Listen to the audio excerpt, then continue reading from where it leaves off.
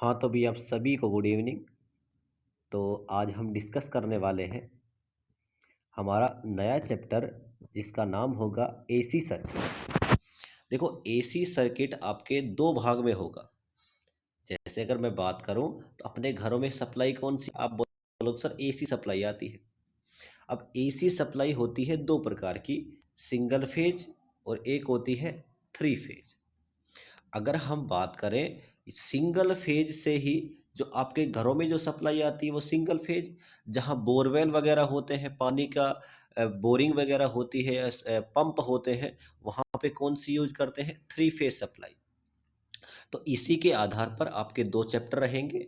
ये रहेगा first chapter single phase AC, और ये रहेगा सेकंड चैप्टर। रही बात थर्ड चैप्टर और फोर्थ चैप्टर, मैंने कंप्लीट करवा दिए हैं, जिसमें हमने थ्योरम्स पढ़ी थी और नोड मैथ्स वगैरह इसमें पढ़ा था। तो आज हमारा टॉपिक रहने वाला है सिंगल फेज एसी। ठीक है, तो देखिए भाई, सबसे पहला आपका जो सिलेबस के अकॉर्डिंग फर्स्ट टॉपिक है कि जनरेशन ऑफ एसी, मतलब क्या है कि एसी सप्लाई आपकी कैसे उत्पन्न होती है। तो इस क्लास में हम सबसे पहले ये देखेंगे कि हमारी जो सिंगल फेज एसी सप्लाई है कैसे बनती है। तो हमारी जो सिंगल फेज एसी सप्लाई होती है वो बेस होती है फैराडे के नियम के अकॉर्डिंग। फैराडे का नियम क्या बोलता है, देखो ये सारी बातें इंग्लिश में लिखी, मैं एक बार आपको इंग्लिश में बताऊंगा, फिर मैं आपको इसको हिंदी में बताने वाला हूं। जिन भी स्टूडेंट को लिखना हो इस वीडियो को पॉज करें और फिर अपनी हिंदी में लिखना चाहे तो लिख सकते हैं। अगर फिर भी आपको इसके हिंदी में नोट्स चाहिए तो आप मेरे को बता सकते हो, मैं आपको ग्रुप में इसके हिंदी में नोट्स आपको प्रोवाइड करवा दूंगा। ठीक है, तो पहले बात करते हैं इंग्लिश वाले स्टूडेंटों के लिए, क्योंकि दोनों टाइप के अपने पास स्टूडेंट होते हैं। तो बात करते हैं कि जनरेशन ऑफ एसी। तो देखो, generation of single phase AC इस base upon Faraday law of electromagnetic induction, which state that relative motion between a set of conductor and uniform magnetic field will cause induction of EMF in the coil. The magnitude of induced EMF will proportional to flux linkage with the coil. This is given by E equal to minus का N D phi by D T. अब समझते हैं हिंदी में।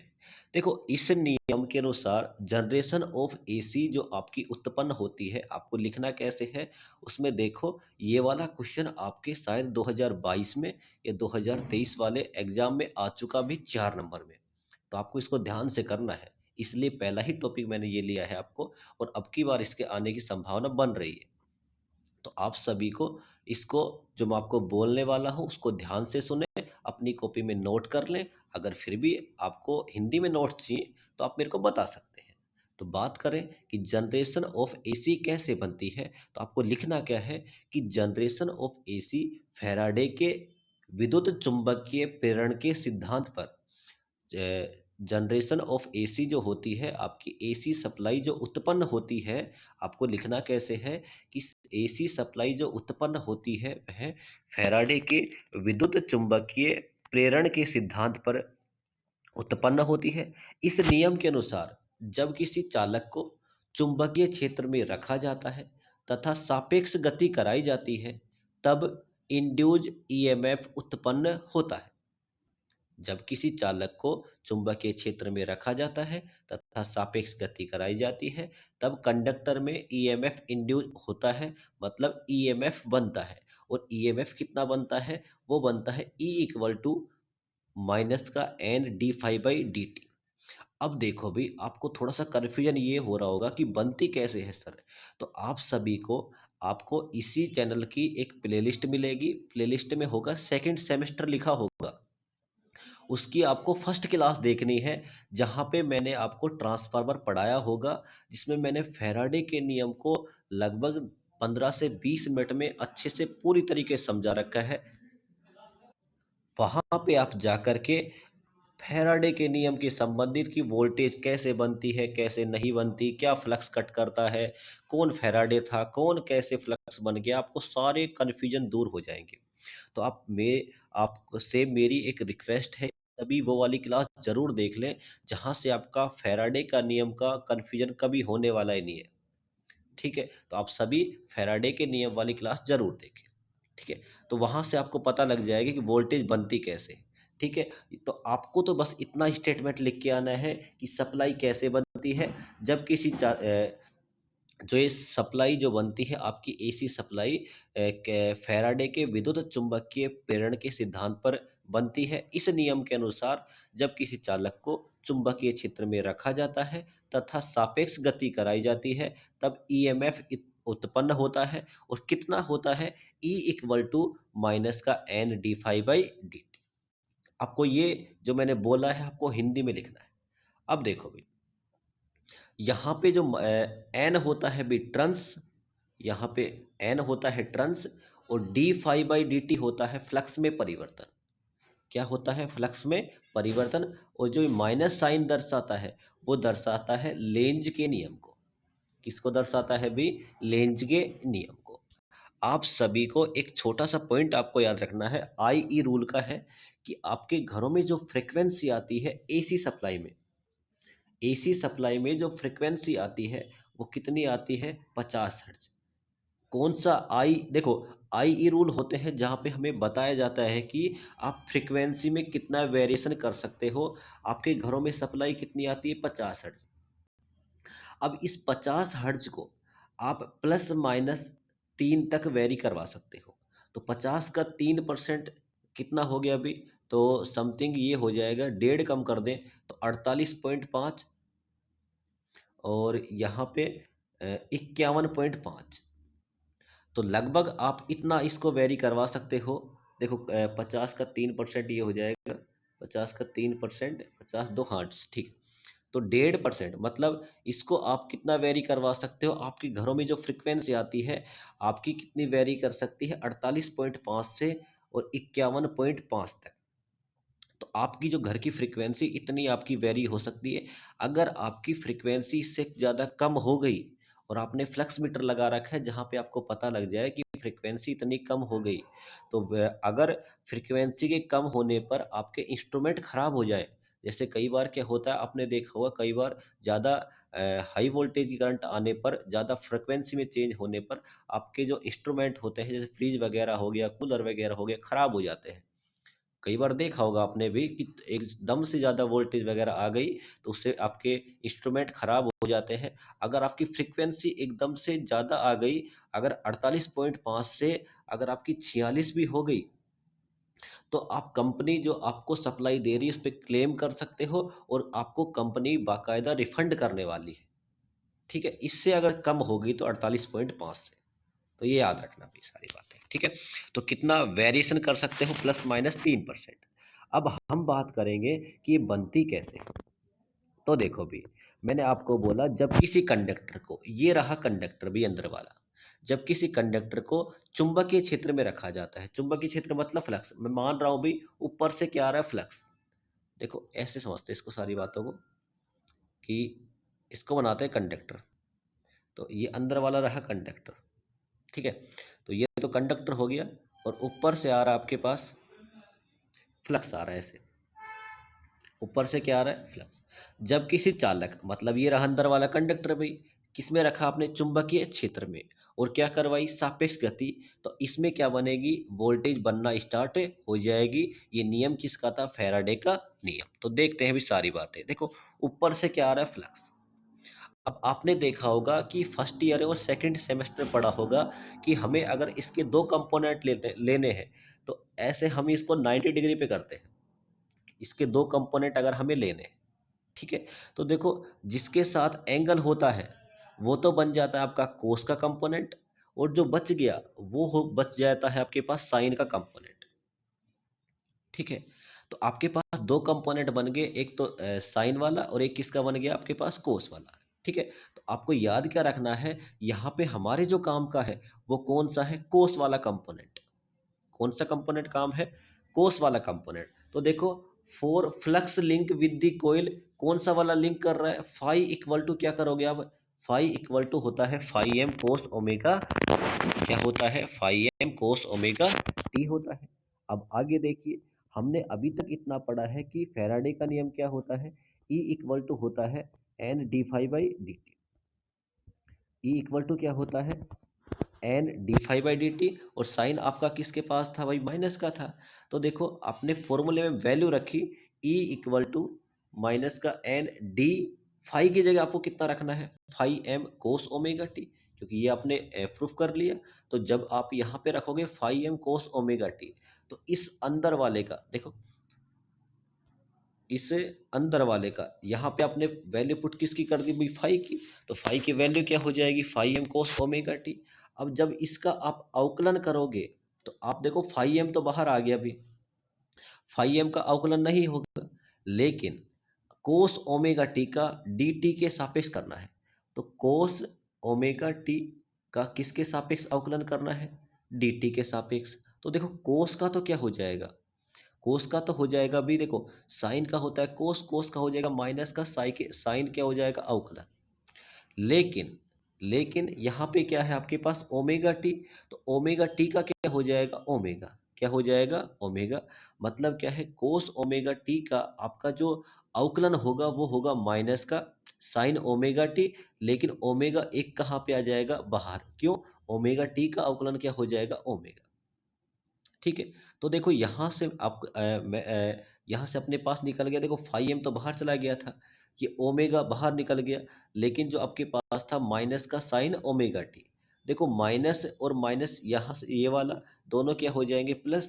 तो आपके पास अंदर देखो क्या क्या बचा, एन ओमेगा फाई एम, और क्या बचा आपके पास साइन, क्या बचा, साइन ओमेगा टी। यहाँ पे देखो ये जो वैल्यू होती है, ये वाली वैल्यू, इसी को बोलते हैं ई एम, मतलब मैक्सिमम वोल्टेज, क्या बोलते हैं, ईएम, मतलब क्या बन गई, मैक्सिमम वोल्टेज। तो देखो यहाँ पे आपके पास इक्वेशन क्या बनी, इंड्यूज ईएमएफ की E equal to E M sine omega t, क्या बनी, E equal to E M sine omega t. इसी प्रकार अगर हम करंट की देखें, तो करंट की आपके पास क्या बन जाएगी, I equal to I M sine omega t. अगर हम V की बात करें, तो हमारे पास V की जो बनेगी, V equal to V M sine omega t. तो आपने जब भी आपने पढ़ा होगा, तो आपने ये वाली इक्वेशन बहुत देखी होगी एसी सर्किट में, कि करंट की वैल्यू लिख लो भैया आप, I equal to I M sine omega t. ये उत्पन्न कैसे हुई, ये इक्वेशन बनी कैसे, वो सारी बातें मैंने आपको इस वाली क्लास में बता दी भाई। एक बार मैं आपको दोबारा समझाता हूँ, एक बार रिवीजन मैं आपको करवा रहा हूँ इन सभी चीज़ों का। अब देखो, अब जब I इक्वल टू हो गया आई एम साइन ओमेगा टी, जब आप ग्राफ बनाओगे, इधर लिखते हो ओमेगा टी, इधर लिखोगे आप आई।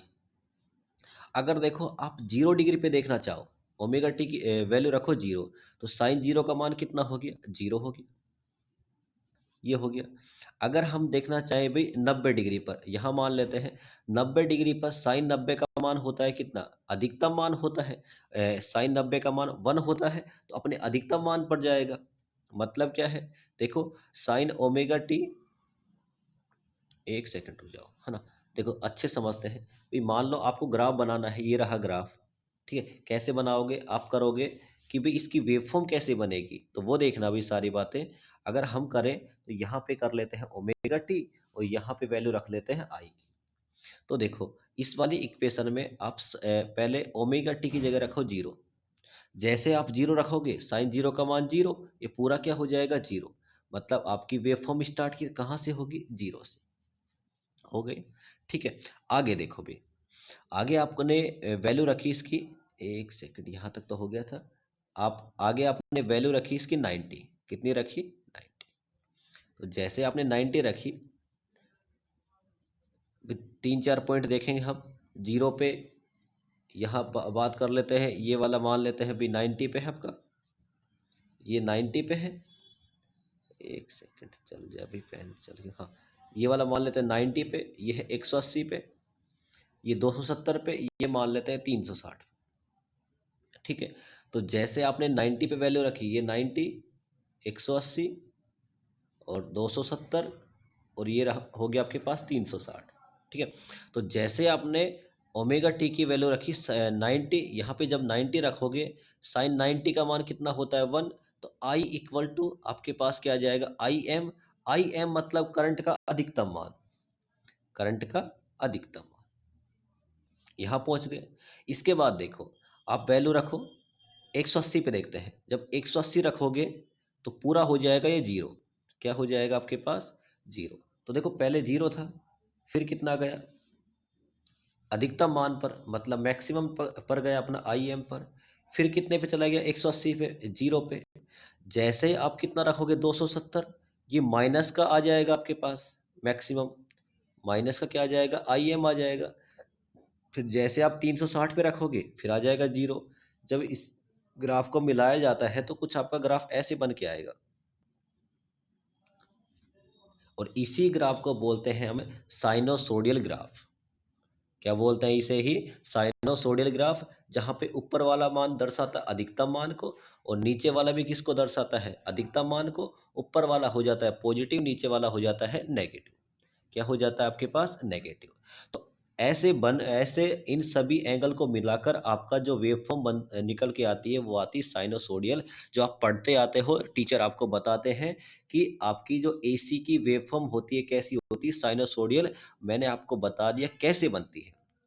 आपको जब भी क्वेश्चन आएगा तो क्वेश्चन क्या पूछने वाला है वो देखो, कि generation of single phase AC को समझाइए। तो सबसे पहले आपको लिखना है इसको भी किस नियम की सहायता से बनती है? तो आप बोलोगे सर फैराडे के नियम की सहायता से बनती है। तो फैराडे का नियम क्या बोलता है? जब किसी चालक को चुंबकीय क्षेत्र में रखा जाता है, सापेक्ष गति कराई जाती है, तो ईएमएफ इंड्यूज होता है। ईएमएफ कितना बनता है? ई इक्वल टू माइनस का N d five by D t. फिर आप बनाओगे ये वाला डायग्राम। यहाँ पे दो कंपोनेंट में तोड़ोगे, साइन थीटा और कोस थीटा वाले में, जहाँ पे कोस वाला हमारे काम का होगा। कोस वाले की वैल्यू आप फाई की जगह फॉर्मूले में रखोगे, E equal to N d five by D t वाले में, जहाँ पे फाई इक्वल टू क्या हो जाएगा? Phi M cos omega t. जब इसका आप अवकलन करोगे तो इसका अवकलन करने पर आएगा ओमेगा माइनस का sign omega T. Omega minus का साइन ओमेगा टी। तो माइन ओमेगा को हमने बाहर रख लिया, तो माइनस माइनस क्या हो गया? प्लस। और ये अंदर वाला जो बचा एन ओमेगा फाई एम, इसे क्या बोल दिया? E M. तो आपके पास इक्वेशन क्या बन के आ गई? E equal to E M sine omega t, I equal to I M sine omega t, V equal to V M sine omega t. और लास्ट में आपको ये वाला ग्राफ बना के आना है, ये वाला साइनसोइडल वाला। 0 डिग्री, 180 और 360 डिग्री। यहाँ पे हो जाएगा ओमेगा टी, और यहाँ पे बन जाएगी आपके पास पाई। इतना जाके आपको बनने वाला है 4 नंबर का क्वेश्चन।